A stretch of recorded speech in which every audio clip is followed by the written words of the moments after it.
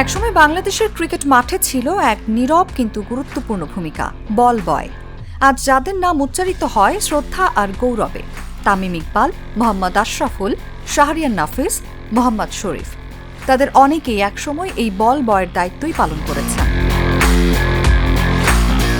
ঢাকা স্টেডিয়ামের সেই পুরনো দিনগুলোতে অঙ্কুর ক্রিকেট একাডেমির কিশোররা অনূর্ধ্ব ১৩ বা ১৪ বয়সে শুধু অনুশীলনী করতেন না, ম্যাচ চলাকালীন বল কুড়িয়ে মাঠে ফেরত দেওয়ার কাজেও যুক্ত ছিলেন।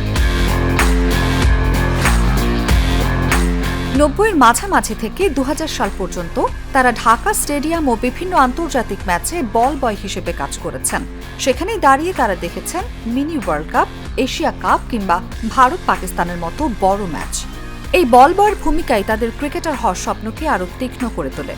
মাঠের ভেতরে দাঁড়িয়ে আন্তর্জাতিক ক্রিকেটারদের খেলা দেখা, নেটে তাদের বল করা, এমনকি কাছ থেকে তাদের মানসিকতা বোঝার সুযোগ, সব মিলিয়ে জন্ম নেয় বড় হওয়ার স্বপ্ন।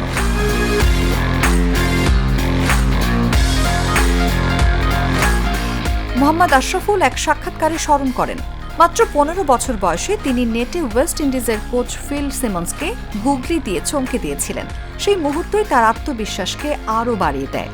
তামিম ইকবাল নিজেও বল বয় হিসেবে অভিজ্ঞতা অর্জন করেছেন।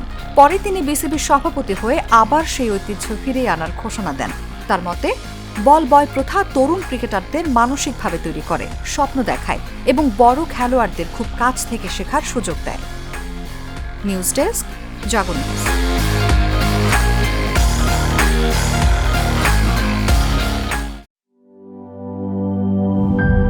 ইউরোপ, এশিয়া, আমেরিকা, যেখানে যাই বিশ্বের ১৪৫টি দেশে আজ ফ্রুটো পাই।